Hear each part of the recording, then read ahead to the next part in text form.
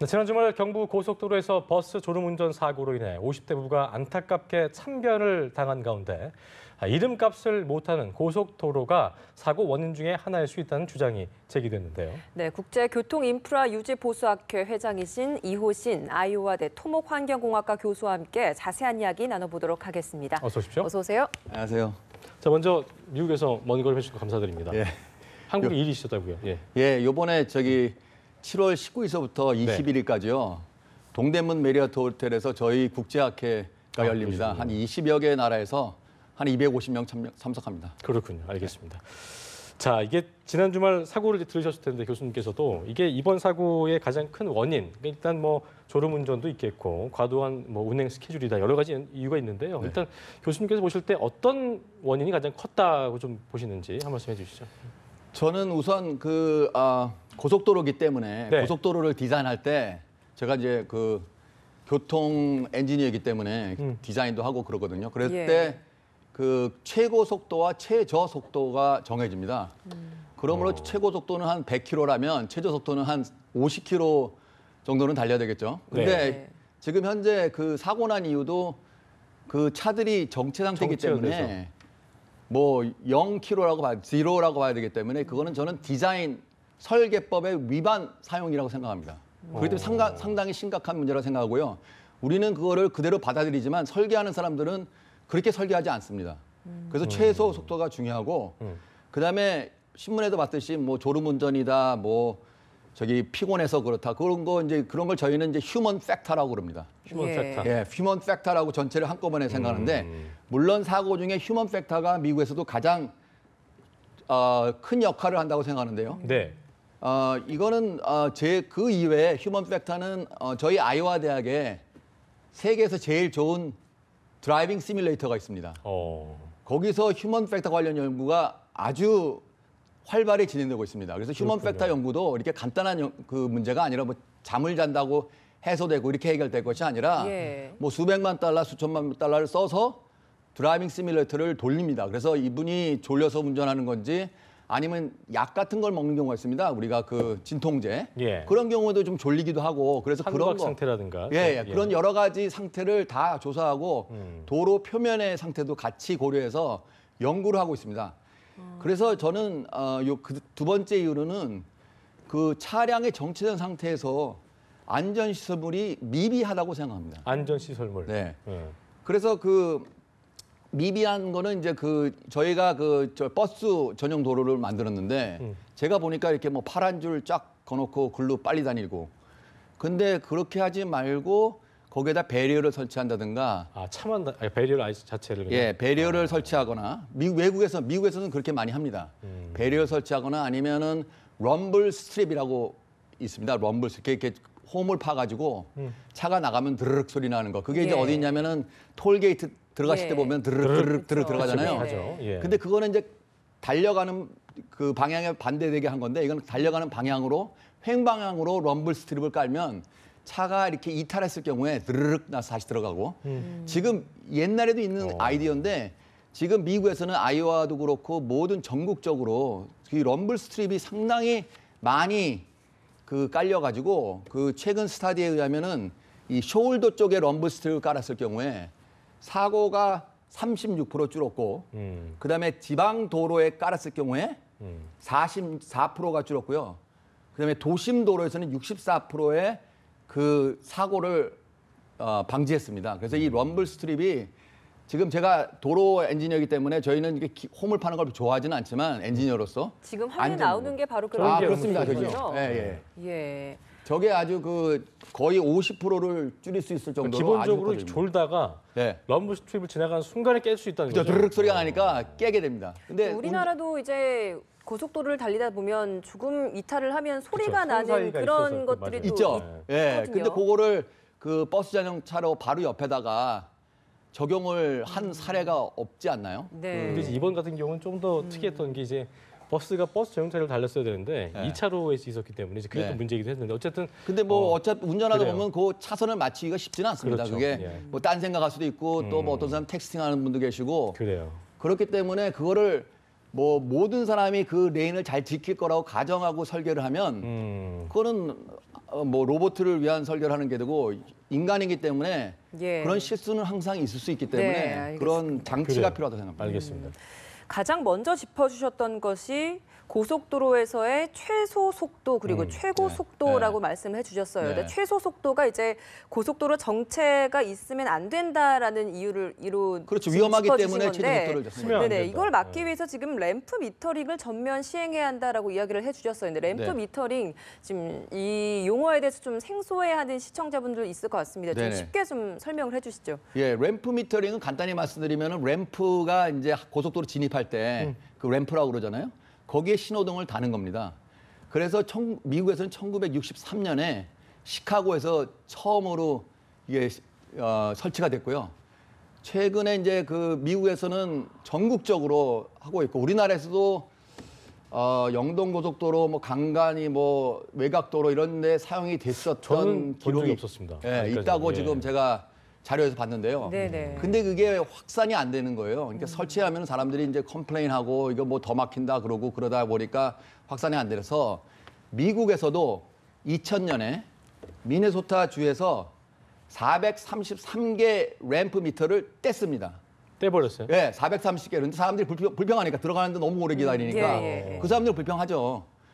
근데 그 떼버렸어요. 그랬더니 결과가 고속도로 평균 속도는 7%가 떨어지고 더 늦게 가게 되고 그다음에 소통 교통량도 9%나 줄었고 그다음에 통행 시간은 22% 늘고 교통사고는 26%가 늘었습니다.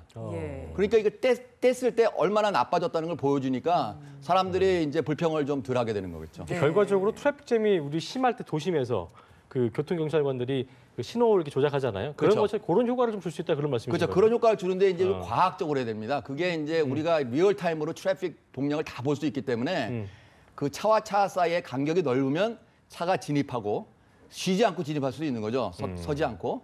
그래서 이걸 리얼타임으로 좀 과학적으로 접근하면 훨씬 더 많은 양의 차가 지나갈 수 있는 거죠. 그러니까 그 제가 말씀드린 동맥이 막힐 경우에 아무것도 그래요. 못 움직이듯이 일단 고속도로가 뚫리면 다른 지역도로도 뚫립니다. 어쨌든 예. 그 이제 그 교수님 말씀은 고속도로 위에서는 서는 것 자체가 말이 안 된다. 그렇죠. 그렇기 때문에 그거는 이런 고속도로는 것도 아니다 이거죠. 램프 미터링 같은 걸 시행해서 네. 원활하게 소통이 이루어질 수 있어야 된다고 주장하시는 건데 네. 문제는 이제 이 말씀도 하신 걸로 저 알고 있어요.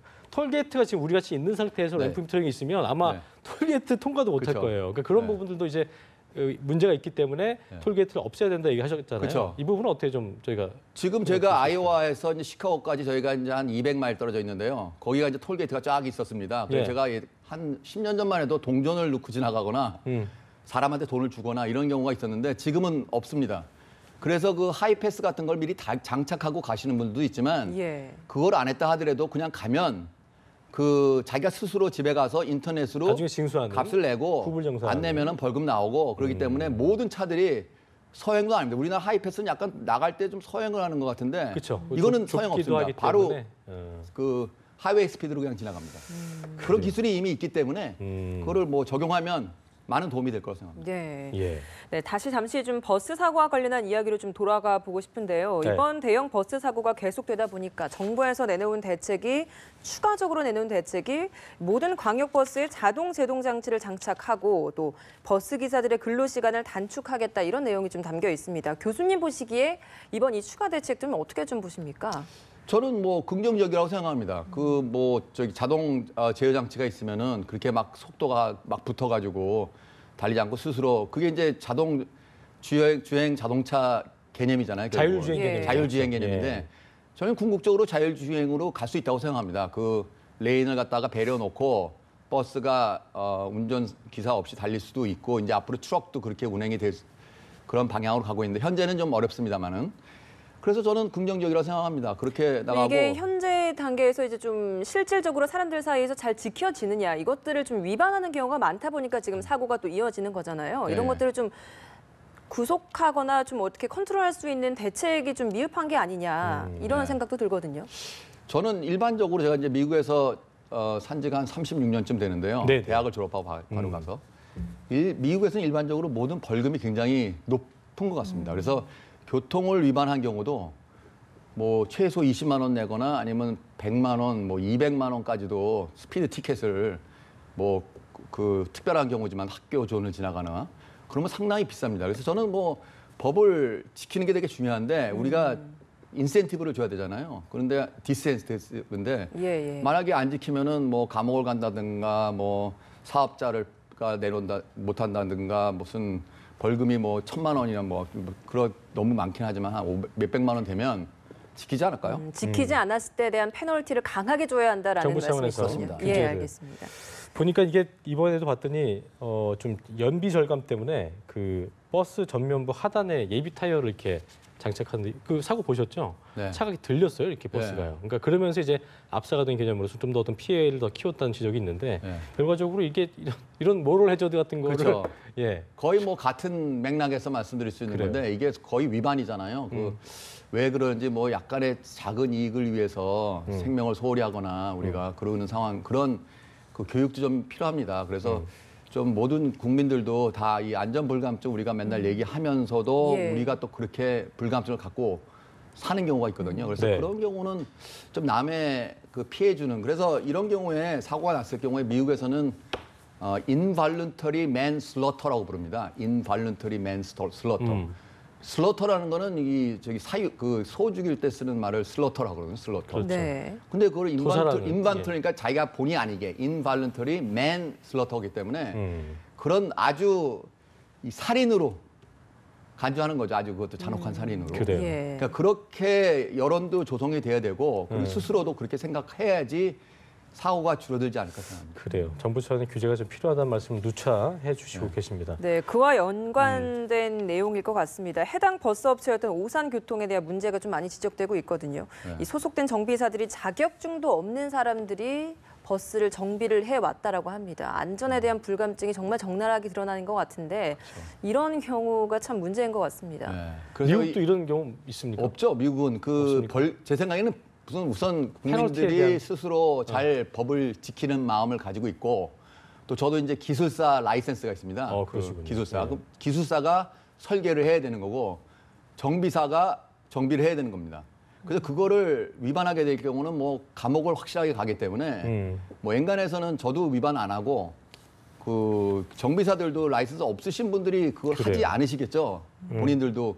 근데 뭐 이제 위에서 시키니까 하는 경우도 있고 그런 상황인데 그분들의 뭐 처우를 좀 개선을 해서 좀 스스로 그걸 지킬 수 있도록. 그러니까 결과적으로 끝으로 이제 미국과 우리를 비교했을 때 이런 사고를 최대한 줄이기 위해서는 아까 말씀하신 대로 그런 부분들 네. 좀 제도적으로 이렇게 필요하겠고 아까 근데 비상 제동 장치 같은 경우는 굉장히 또 비용적으로 좀 네. 많이 든다고 하더라고요. 미국 같은 경우도 그게 돼 있지는 다 장착되지는 않죠. 아직 돼 있지 않습니다. 그게 이제 우선 미국은 트럭이 굉장히 많습니다. 고속도로에서. 버스가 이렇게 다니는 경우는 좀 본 적이 별로 없습니다. 고속도로에서. 그렇죠. 교통체가 좀 다르기 때문에. 네, 그 버스가 그레이하운드가 있는데 그건 뭐 잘 다니지도 않고 네. 뭐 전용 도로를 고속도로에 버스 전용 도로를 만든다는 개념 자체도 없습니다. 근데 트럭 전용 도로를 만들자는 얘기는 나오고 있는데요. 네. 왜냐하면 그것도 트럭이 너무 위험하기 때문에 같이 그렇죠. 다니면. 그게 이제 그 패신저를 보호하기 위한 거죠. 일종의. 일단 인명 피해가 없어야 되기 때문에. 인명 피해를 줄이기 위해서 트럭을 옆으로 빼는 거죠. 음. 또 버스도 그런 개념에서 빼면 좋은데 그거를 배려라든가 그런 걸 만들면 저는 버스 전용 차선 좋다고 생각합니다. 근데 그렇게 위험한 상황에서 운전하면 언제든지 저는 사고가 또 일어날 거라고 생각합니다. 상황이 너무나 위험하기 때문에. 알겠습니다. 자, 국제교통인프라유지부 보수학회 회장이신 이호신 아이오와대 토목환경공학교 교수와 함께 자세한 이야기 나눠봤습니다. 오늘 말씀 고맙습니다. 예, 고맙습니다. 감사합니다.